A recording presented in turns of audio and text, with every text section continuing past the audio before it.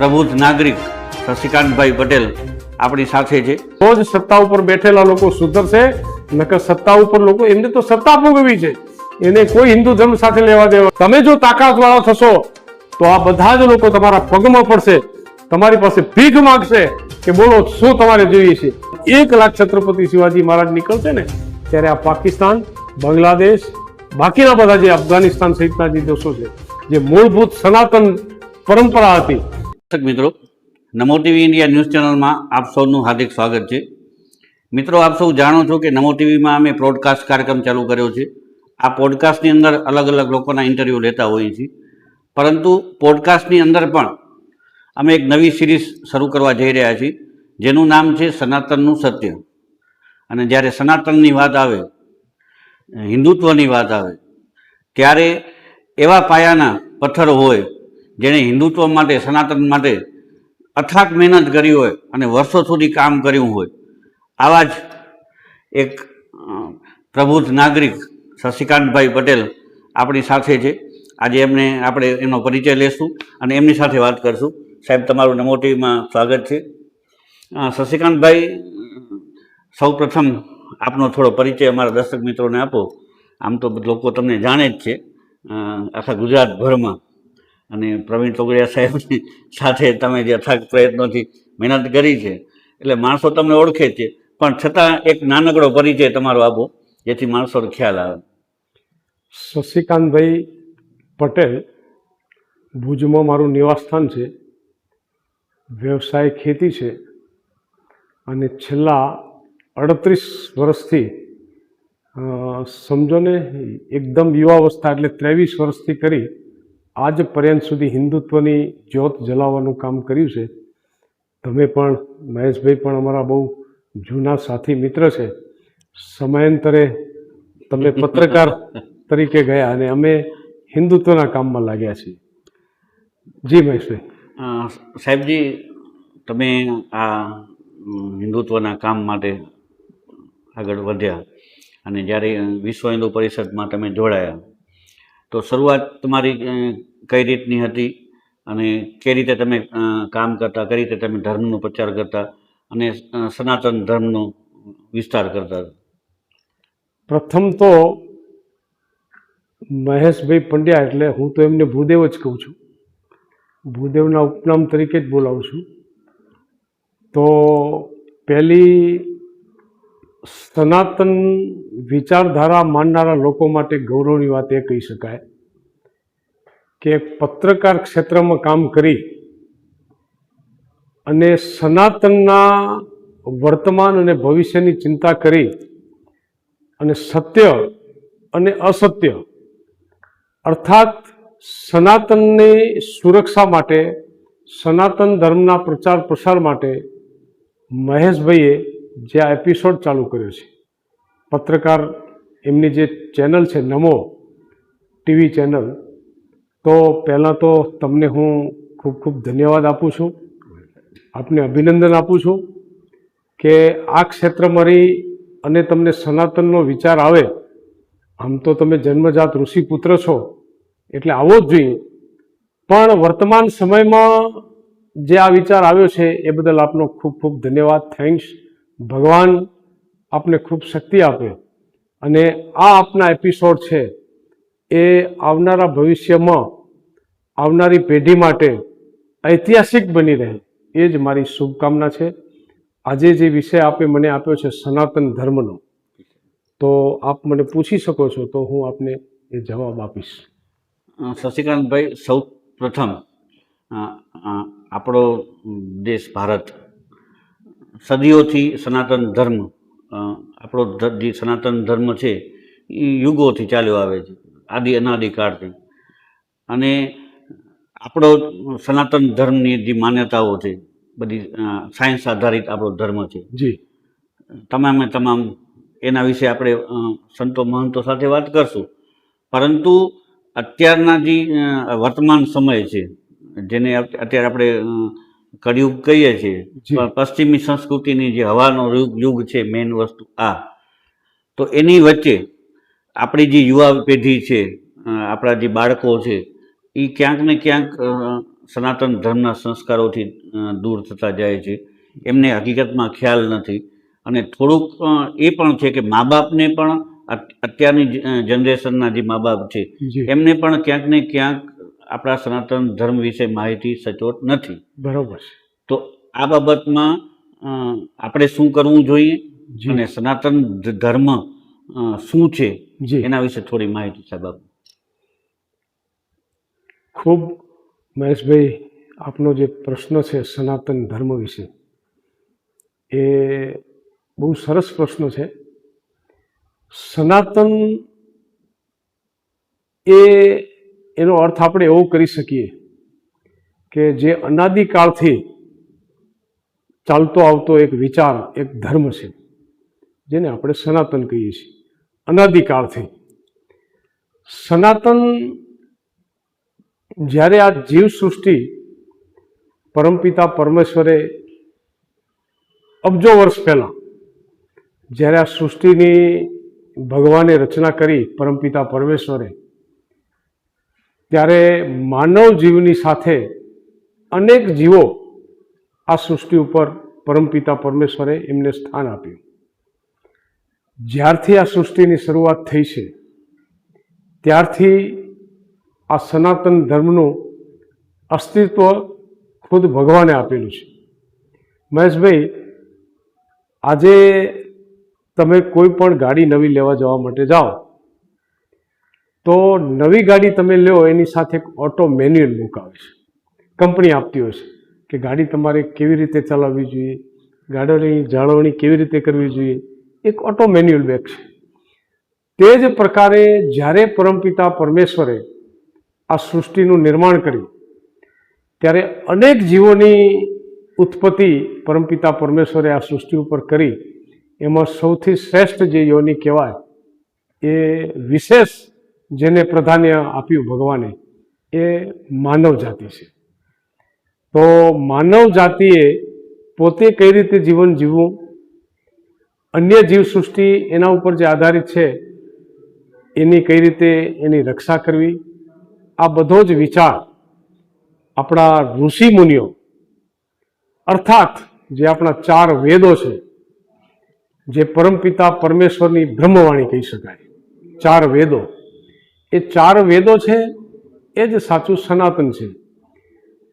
ગૌરવની વાત આપણે વેદો માટે એટલે લઈ શકીએ કે સમયાંતરે આપણા દેશ ઉપર મોગલો, શક, હુણો અને છેલ્લે અંગ્રેજો, આ છેલ્લા 1200 વર્ષનો આપણે ઇતિહાસ જોઈએ તો કન્ટિન્યુઅસ ભારતની સંસ્કૃતિ ઉપર, સનાતનની સંસ્કૃતિ ઉપર કન્ટિન્યુઅસ ઘા લાગ્યા છે.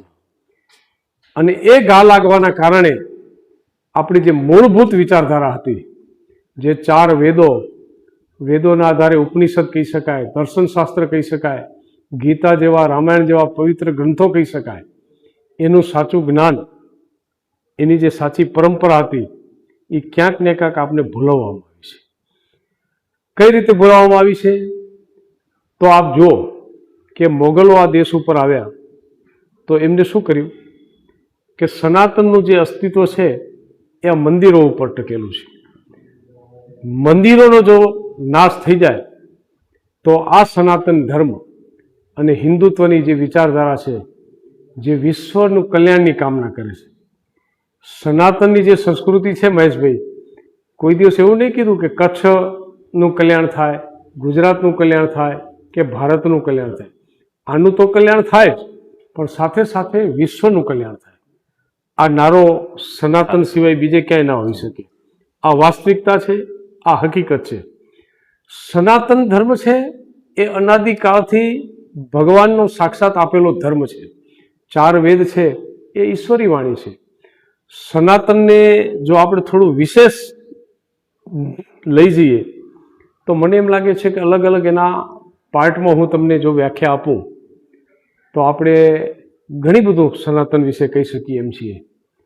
તો પહેલો તો એ જ વસ્તુ આવે છે કે આ ધરતી ઉપર, હું ભારતની વાત નથી કરતો, વિશ્વની વાત કરું છું, વિશ્વમાં જેટલી સાચી વિદ્યા છે અથવા તો સાચા જે પુસ્તકો છે, સાચી જે દિશા આપનારા જે શાસ્ત્રો છે એનું જો મહત્વ છે તો એ વેદોને આધારિત છે.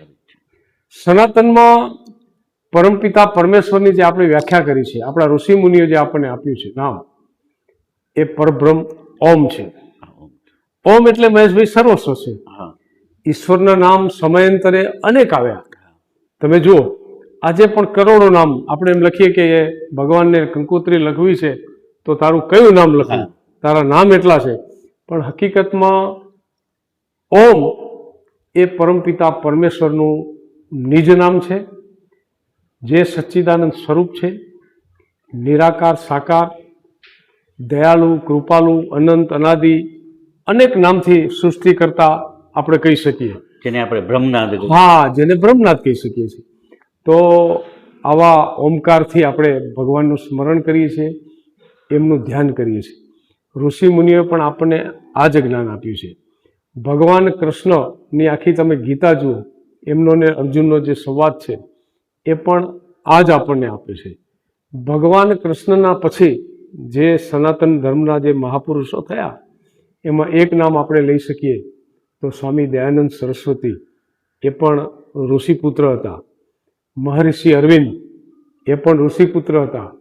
સ્વામી વિવેકાનંદ, આવા આપણે 8-10 નામ ગણાવી શકીએ. આ બધા જ મહાપુરુષોએ એના જે પુસ્તકોમાં જે લખ્યું છે, ઈશ્વરનો મહિમા, સનાતનનો મહિમા, વેદનો મહિમા, દર્શનશાસ્ત્રનો મહિમા, ગીતાનો મહિમા, અદ્ભુત છે, અદ્ભુત છે. જેનું આપણે વિશ્લેષણ કરતાં પણ આપણને ગૌરવ થાય, એટલું અદ્ભુત છે. સ્વામી દયાનંદ સરસ્વતી એ પોતાનો ગ્રંથ લખ્યો છે કે સનાતન ધર્મ ઉપર લખ્યું છે, એ પુસ્તક લખ્યું છે સત્યાર્થ પ્રકાશ. તમે તમારા જીવનમાં એક વખત આ ગ્રંથ વાંચી જાઓ તો સનાતન શું છે, સનાતનનું મહત્વ શું છે, સનાતનની ઓરિજિનાલિટી શું છે, એ તમને આ ગ્રંથ બતાવી દેશે, અહીંયા રસ્તો બતાવી દેશે. એવી જ રીતે મહર્ષિ અરવિંદ છે, એમનો સાવિત્રી ગ્રંથ છે. એમાં જુઓ, એમાં પણ સનાતનની વિસ્તૃત છણાવટ છે. સ્વામી વિવેકાનંદના અનેક પુસ્તકો છે. અનેક મહાપુરુષોએ સનાતન ધર્મ ઉપર લખ્યું છે. વેદનું મહત્વ, મહેશભાઈ તમે તો સાક્ષાત ઋષિપુત્ર છો, તમને મારે સમજાવવાની જરૂર ન હોય, પણ વેદ એ બધી જ જે સાચી વિદ્યા છે એનું શ્રેષ્ઠ પુસ્તક છે. એટલે વેદનું વાંચવું, વેદોને વંચાવવા, વેદોને સાંભળવા, સંભળાવવા, આ ધરતી ઉપરના દરેક મનુષ્યનો અધિકાર છે. આજે જેટલા સંપ્રદાયો આ ધરતી ઉપર છે ને, એ અમેરિકા હોય, રશિયા હોય, બ્રિટન હોય, યુરોપ હોય, ભારત હોય, પાકિસ્તાન હોય કે બાંગ્લાદેશ હોય, જેટલા પણ ધર્મ અને સંપ્રદાયો છે એનો મૂળ આધાર છે સનાતન અને 4 વેદો ઉપર. એનું મૂળ તો ત્યાં જ જાય છે. એટલે વેદ એ સનાતનનું મહત્વ છે. શશિકાંતભાઈ, તમે ખૂબ સરસ વાત કરી, અને તમે જે બ્રહ્મનાદની ઓમની વાત કરી, તો આપણો જે સનાતન ધર્મ પોતે જ એક વિજ્ઞાન છે. દાખલા તરીકે ઓમ, તો આ આપણું જે બ્રહ્માંડ છે, સાયન્સ પોતે પણ માને છે કે આપણા પૃથ્વીની જે ઓરા છે જી, એની બહાર જી, કોઈ પણ એક નાદ જતો હોય તો ખાલી ઓમ છે. જી, આજ દિવસ સુધી ઓમ સિવાય પૃથ્વીની ભ્રમણ કક્ષા છે અને એનું વાતાવરણ છે, એનાથી બહાર કોઈ પણ અવાજ ગયો નથી. જી, એક ઓમનાદ જ એવો છે જે પૃથ્વીથી બહાર જાય છે. જી, એટલે એ સાયન્સ છે. જી, અને આ રીતે આપણો જે ધર્મ છે, સનાતન ધર્મ, જી, એ સાયન્સ ઉપર આધારિત આખો રાખે છે. જી. શશિકાંતભાઈ, આપણા જે તહેવારો આવે છે, ધાર્મિક તહેવારો સનાતન ધર્મના, જી, બરાબર છે, અને અલગ અલગ વ્રતો છે, જી. આના વિશે આપ શું કહેશો? સનાતન ધર્મ અને એના જે ઉત્સવો છે, ઉત્સવો એ માત્ર આનંદ લેવા પૂરતા નથી. આપણે વાત કરી સાયન્સ, સનાતન વૈદિક ધર્મ છે ને, એ આખો સાયન્સ ઉપર છે. એટલે આપણા શાસ્ત્રોએ પણ કીધું છે કે અવિદ્યાનો નાશ અને વિદ્યાની વૃદ્ધિ કરવી જોઈએ. મહેશભાઈ, હા, શું કીધું છે? અવિદ્યાનો નાશ અને વિદ્યાની વૃદ્ધિ કરવી જોઈએ. માનો કે અવિદ્યા એટલે શું? કે જેનામાં કોઈ વિજ્ઞાન નથી, જેનામાં કોઈ સત્યતા નથી, જેનામાં કોઈ ધર્મ નથી, અને આપણે અવિદ્યા તરીકે કહીએ છીએ. વિદ્યાનો અર્થ શું થાય છે કે વિદ્યા એને જ આપણે કહી શકીએ જ્યાં ભારોભાર સત્ય છે. સત્યનો જ વિજય થવાનો છે. સત્યમેવ જયતે. એટલે મોડું પણ હંમેશા વિજય તો સત્યનો જ થવાનો છે. આખા હિન્દુ સમાજના જે ઉત્સવો છે, મુખ્ય આપણે વર્ષમાં આમ તો ઉત્સવો આપણા ઘણા છે, પણ 4-5 જે ઉત્સવો આપણે કહી શકીએ, અને એ ઉત્સવ પાછળનો વ્રત જેમ તમે કહો છો, તે એની પાછળ ભારોભાર સાયન્સ છે. તમે જો અમુક ઉત્સવો છે તો કોઈ ઠંડી શિયાળામાં ઉત્સવ આવતા હોય છે, કોઈ ગ્રીષ્મ ઋતુમાં આવતા હોય છે, કોઈ વર્ષા ઋતુમાં આવતા હોય છે, તો એની પાછળ સાયન્સ છે. ઉપવાસ છે, એનું વ્રત છે, તો સિઝન જ્યારે બદલાતી હોય છે. આજથી તમે જોયું કે 100 વર્ષ પહેલાં કોઈ માણસોને તાવ આવતો, કોઈ કેન્સરનું નામ તમે સાંભળ્યું હતું, કોઈ ટીબીનું નામ સાંભળ્યું હતું, કોઈ પ્રકારના રોગ હતા નહીં. લોકો 100 વર્ષ સુધી, 1.25 વર્ષ સુધી એક યુવાન 40 વર્ષનો જે પ્રકારે જીવન જીવી શકે એ પ્રકારનું જીવન જીવતા હતા. તે વખતે કોઈ દાબેલી કે ભેળ કે આ પીઝા કે પેલું ચાઇનીઝ વાળું શું કહેવાય પેલું, હા, આ કઈ હતું જ નહીં. તે વખતે તો ગાયનું શુદ્ધ દૂધ પીઓ, ગાયનું તમે માખણ ખાઓ, ગાયનું ઘી ખાઓ, બાજરાનો રોટલો હોય, મકાઈનો રોટલો હોય. સાચી વસ્તુ આ છે ને એની પાછળ સાયન્સ છે. એટલા માટે આપણા શાસ્ત્રો, આપણા ઋષિ મુનિઓ, આપણા સાધુ સંતો, વિદ્વાનો હંમેશા કહેતા આવ્યા છે, અને 4 વેદોની અંદર તો સ્પષ્ટ લખ્યું છે કે અવિદ્યાનો નાશ અને વિદ્યાની વૃદ્ધિ કરવી જોઈએ. એમાં વિજ્ઞાન બાકીની બધું ઘણું બધું એમાં આવી જાય છે. વિસ્તૃત છણાવટ આપણે નહીં કરીએ, પણ આટલા મુદ્દામાં ઘણું બધું આવી જાય છે. શશિકાંતભાઈ, તમે 4 વેદની વાત કરી. સનાતન ધર્મના 4 વેદ એટલે એના 4 મુખ્ય સ્તંભ છે, આપણે માનીએ છીએ. સનાતન ધર્મનું હૃદય શ્રીમદ ભગવદ્ ગીતાને કહી શકાય. કેમ કે શ્રીમદ ભગવદ્ ગીતાની અંદર તમામ પ્રકારની માહિતી, જેને કહેવાય કે સનાતન ધર્મ વિશે જીવવા માટે કદાચ કોઈ સનાતની ન હોય કે સનાતનની વિચારધારા ન માનતો હોય, પણ એ વ્યક્તિ પણ જો ભગવદ્ ગીતા વાંચે અને ભગવદ્ ગીતાને જો સમજે તો ખરેખર એ પોતાનું જીવન બરાબર જીવી શકે. તો શ્રીમદ ભગવદ્ ગીતા વિશે આપનું શું કહેવાનું છે? અને એના વિશે તમને એક નાનકડી વાત મને યાદ આવી છે, પહેલાં એ કહી દઉં. થોડાક સમય પહેલાં હું એક પાકિસ્તાની પત્રકારનો વિડીયો જોતો હતો. કેમ કે હું પત્રકાર છું એટલે મારું રિસર્ચનું થોડું કામ હોય.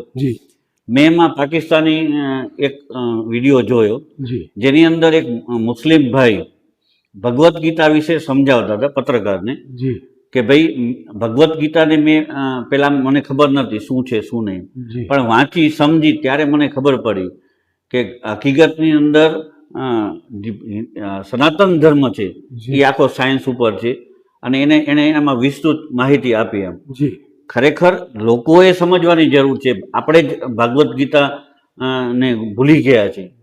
તો અત્યારની જે યુવા પેઢી છે એ લોકોને ભગવદ્ ગીતા વિશે આપ શું કહેશો? શ્રીમદ ભગવદ્ ગીતા એ સંપૂર્ણ 4 વેદો ઉપર આધારિત છે. ભગવાન શિવ, ભગવાન રામ, ભગવાન કૃષ્ણ,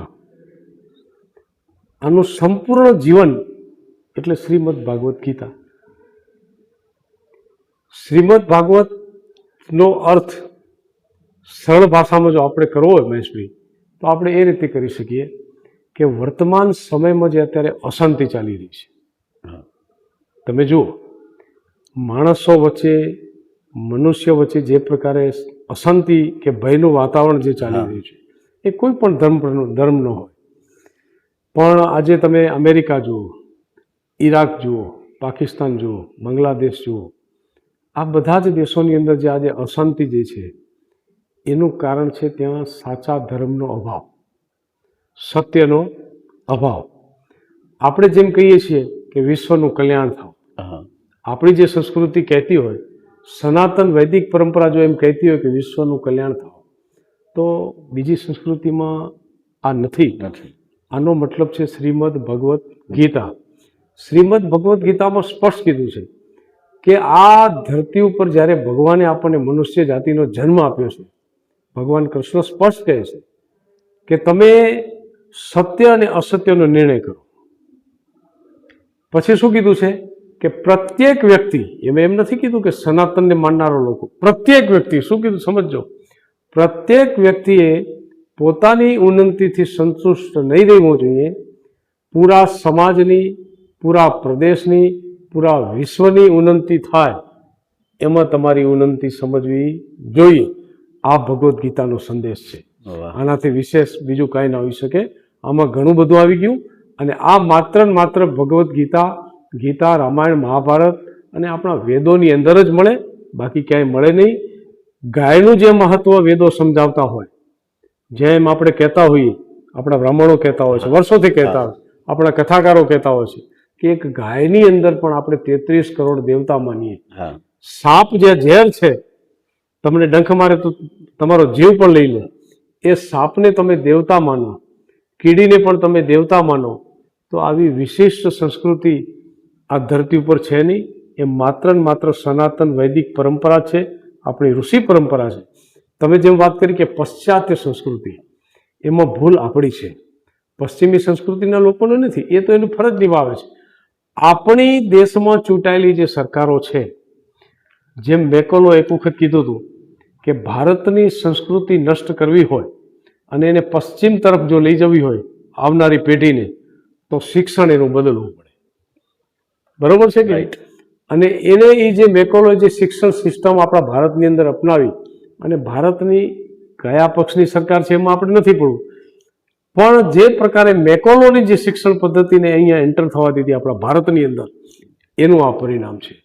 આજે ઈસાઈ મિશનરીની જે સ્કૂલો ચાલે છે, તમે એમ માનો છો ત્યાં વૈદિક પરંપરાનું તમને શિક્ષણ મળે? આપણા કચ્છની નખત્રાણાની ઘટના તમે જુઓ, બરોબર છે, એમાં આપણે વિશેષ ઊંડા નથી જવું. એવી રીતે સનાતનને માનનારા લોકો પોતાનો પૈસો કમાવા માટે શિક્ષણને આજે અર્થ બનાવી દીધું. શિક્ષણ તો ખરેખર સંસ્કારોનું કેન્દ્ર છે, સેવાનું કેન્દ્ર છે, એને સેવાના રૂપે આપવું જોઈએ. તો આજે આપણા સનાતની કહેવાતા કેટલાક પ્રોફેશનલ લોકોએ પણ પ્રાઇવેટ ટ્રસ્ટો બનાવી, ખૂબ મોટી ફીઓ ઉઘરાવી અને આ પશ્ચાત્યનું જે શિક્ષણ આપવાનું કામ કરી રહ્યા છે, એ ભારતનું પાપ કરી રહ્યા છે. તો એના માટે સરકારે ચિંતાનો વિષય કરવો જોઈએ. સરકારે શિક્ષણ ક્ષેત્રને સુધારવું જોઈએ અને એમાં જે સાચો ઇતિહાસ છે, એ સાચો ઇતિહાસ બતાવવાનો પ્રયત્ન સરકારે કરવો જોઈએ. જેમાં સરકાર નિષ્ફળ છે અને અત્યારે જે પ્રાઇવેટ શિક્ષણનો જે ધંધો વ્યાપી રહ્યો છે, અને એમાં જે આ પશ્ચિમી સંસ્કૃતિનું જે પરિણામ છે, એમાં કોઈ આવનારી પેઢીનો દોષ નથી. એને તમે શું બતાવો છો? આજે તમે એને બાજરાનો રોટલો ખવડાવવાનું ભૂલી ગયા, ગાયનું દૂધ આપવાનું ભૂલી ગયા. તમે શું કર્યું? પેલો પાવડરનું દૂધ આપવાનું ચાલુ કર્યું, પહેલાં પીઝા ખવડાવવાનું ચાલુ કર્યું. એ તો નિર્દોષ બાળક છે, કોરી સ્લેટ છે, એના ઉપર તો તમે જે ચિતરશો એ ચિતરાવવાનું છે. એને તમે બતાવો છત્રપતિ શિવાજી મહારાજ, એને બતાવો મહારાણા પ્રતાપ, બતાવો એને પૃથ્વીરાજ ચૌહાણનો ઇતિહાસ, સરદાર પટેલનો ઇતિહાસ બતાવો, વેદોનું શિક્ષણ બતાવો, ભગવાન કૃષ્ણ શું છે એ બતાવો, ભગવાન રામ શું છે એ બતાવો, નરસિંહ મહેતા કોણ હતા, દયાનંદ સરસ્વતી કોણ હતા, વિવેકાનંદ કોણ હતા. સાચું શિક્ષણ જ આ સરકારે મૂકી દીધું છે. એમાં હિન્દુ સમાજનો કે સનાતનીઓનો દોષ છે જ નહીં, દોષ છે પેલો સરકારનો. પાયાનું કામ છે કે શિક્ષણ સુધારવાનું. શિક્ષણ સુધરશે અને સાચું જ્ઞાન, સાચો ઇતિહાસ બતાવવામાં આવશે તો જ સનાતન ધર્મની રક્ષા થશે. અને સનાતન એ ભૂતકાળમાં પણ સનાતન હતું, મારી વાતને સમજજો, વર્તમાનમાં પણ સનાતન રહેવાનું છે, અને આવનારા દિવસોમાં ગમે એટલો સંઘર્ષ આવે, ગમે એટલા આક્રમણો આવે, સનાતન ક્યારેય નષ્ટ થવાનું નથી. પુનઃ એકવાર સંઘર્ષ અને આક્રમણોની વચ્ચે 4 વેદો, ગીતો, મહાભારત આ બધા જ ની જ્યોત પ્રગટવાની છે અને સનાતનનું જ અસ્તિત્વ રહેવાનું છે. અને સાચો પુનઃ સતયુગની સ્થાપના થવાની છે. એમાં કોઈ આપણે કોઈ ગમે એટલો માનવ એનો યાંત્રિક ઉપયોગ કરે, પણ જે પરમપિતા પરમેશ્વરે જે નક્કી કર્યું છે, એમને જે વેદવાણી આપી છે, એ જ સત્ય રહેવાનું છે. અસત્ય એ અસત્ય છે. સત્યમેવ જયતે, સત્યનો જ વિજય થવાનો છે. ખૂબ સરસ વાત કરી શશિકાંતભાઈ આપે. શિક્ષણ જરૂરી છે, સરકારે કામ કરવું જોઈએ, બધું બરાબર છે. મારો તમને એક અંતિમ પ્રશ્ન કે આપણે સનાતનીઓ અમુક સમયથી છેલ્લા કેટલાક વર્ષોથી આપણે વહેંચાઈ ગયા છે. દાખલા તરીકે હું મારી વાત કરું તો બ્રહ્મ સમાજ, તો કોઈ કહેશે હું ઔદિત્ય છું, હું સારસ્વત છું, હું પુષ્કરણા છું, હું રાજગો છું. પટેલો કહે છે તો હું લેવા પટેલ છું, હું કડવા પટેલ છું, અમે આ પટેલ છે, ઓલા પટેલ છે. દરબારોમાં, લોહાણામાં, બધી જગ્યાએ બરોબર દરેકે દરેક સનાતન સમાજની અંદર આપણે વાડાઓમાં વેચાઈ ગયા અને આ રીતે આપણે દરેક અલગ અલગ થઈ ગયા છે. જી. અને વાડામાં વેચાયા એના સિવાય પણ આપણે નાના નાના નાના નાના જે ધર્મ સમુદાયો જી કરવા માંડ્યા. જી આના લીધે આપણા સનાતનને આપણે ભૂલતા જઈએ. જી ખરેખર આપણે આ વાડામાંથી બહાર નીકળી જી અને સનાતન બાજુ વળવા માટે શું કરવું જોઈએ અને આમાંથી કેમ બહાર નીકળી શકાય? ખૂબ સરસ વાત કરી મહેશભાઈ. મેં તમને વાત કરી કે સનાતન એ સનાતન રહેવાનું છે. સંઘર્ષ, આક્રમણો આપણી સામે આવવાના છે. આ સંઘર્ષને ટાળવા માટે જો કેટલો અદ્ભુત વિચાર છે, જેને આપણે હિન્દુ હૃદય સમ્રાટની ઉપમા આપી છે દેશમાં. આજે આખા ભારત વર્ષની અંદર હિન્દુત્વની સુરક્ષા માટે કામ કરનારા ઘણા લોકો છે, ઘણા યુવાનો છે જે સમર્પિત જીવન છે. પણ હુંકાર ભર્યો જો અવાજ હિન્દુત્વની સુરક્ષાનો આજે કોઈ હોય જેનું આપણને ગૌરવ છે કે જેની સાથે આપણે આજે કામ કરી રહ્યા છીએ, એક માત્ર ને માત્ર હિન્દુત્વના આધાર માટે, જેનું નામ છે ડૉક્ટર પ્રવીણ તોગડિયા. આ મહાપુરુષે હિન્દુ સુરક્ષા માટે 41 વર્ષને પોતાનું જીવન સમર્પિત કરી દીધું. એમના જીવનમાં એમને આખી જાત પોતાની રાષ્ટ્રીય સ્વયંસેવક સંઘ હિન્દુત્વની સુરક્ષા માટે, હિન્દુ સમાજને એક કરવા માટે, હિન્દુ સમાજના ભવિષ્યની ચિંતા કરવા માટે પોતાની જાતને સમર્પિત કરી દીધી. આવા મહાપુરુષોને પણ જો તકલીફ આવતી હોય હિન્દુ સુરક્ષા કરવા માટે, તો છતાં પણ એ માણસ આજે લડી રહ્યો છે. અને હિન્દુ ધર્મને ટકાવવા માટે, સનાતન ધર્મને ટકાવવા માટે આ મહાપુરુષે અમારા જેવા દેશની અંદર ખૂણે ખૂણે આજે આસામ, અરુણાચલ પ્રદેશ, આ છેવાડાના જે પૂર્વાંચલ વિસ્તાર છે, જે ઈસાઈ મિશનરીઓનું જોર છે, ત્યાંના ગ્રામ્ય સ્તર સુધી લોકોને એમને આહવાન કર્યું છે કે હનુમાન ચાલીસા પ્રત્યેક ગામના દરેક મહોલ્લાની અંદર, દરેક હનુમાનના મંદિરની અંદર, રામ ભગવાનનું કોઈ પણ ભગવાનનું મંદિર હોય ત્યાં બહેનો હનુમાન ચાલીસા ચલાવે, ભાઈઓ હનુમાન ચાલીસા ચલાવે, યુવાનો હનુમાન ચાલીસા ચલાવે. એમને અમને બધા જ કાર્યકર્તાઓને સંકલ્પ આપ્યો છે કે 2026ની સાલ પૂરી થાય, આખા ભારત વર્ષની અંદર 1,50,000થી વધુ હનુમાન કેન્દ્રો ચાલવા જોઈએ સાપ્તાહિક. એ શનિવારના ચાલે કે મંગળવારના ચાલે.